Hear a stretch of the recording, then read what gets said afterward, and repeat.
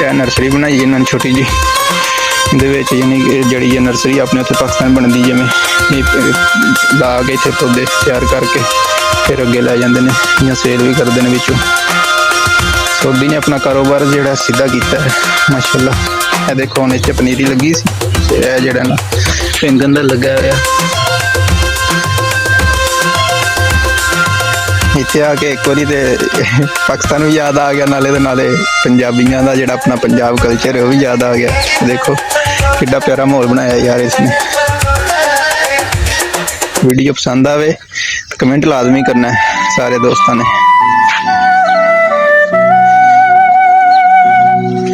बहुत अच्छा माहौल बनया यार। मैं तो इतने आया तो मैनू बड़ा पसंद आया तो मैं क्या चलो अपने ना दोस्तों नाल ते पाकिस्तानी वीर ने जोड़े वेखण वाले ने मैनू उन्होंने नाल शेयर करने इन्हों का मुड़ के तुहानू मैं रैश जी इन्हों की भी विखाने क्योंकि हुण इन्होंने खाली की जिथे कोई बंदा नहीं गड्डी जोड़ा ना समान वो इन्होंने मंगवाया इत्थे तो उत्थे विखाने तुहानू।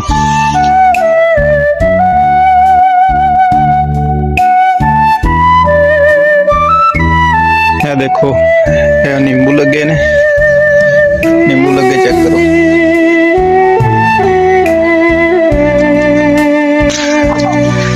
ट्रिप सिस्टम लगा है टोटली ना सारे ट्रिप सिस्टम लगा है सारा जोड़ा इतने इन्होंने ट्रिप सिस्टम लाया हुआ सारे का सारा। यह बूटा देखो ये वेख के नाल कमेंट भी करने ने केड़ी शायद नज़र आई तुहानू इहदे वीडियो च। यह रैशा ने नाल इन्हां दियां चेक करो रैशा भी बतौन लगे ने चेक करो।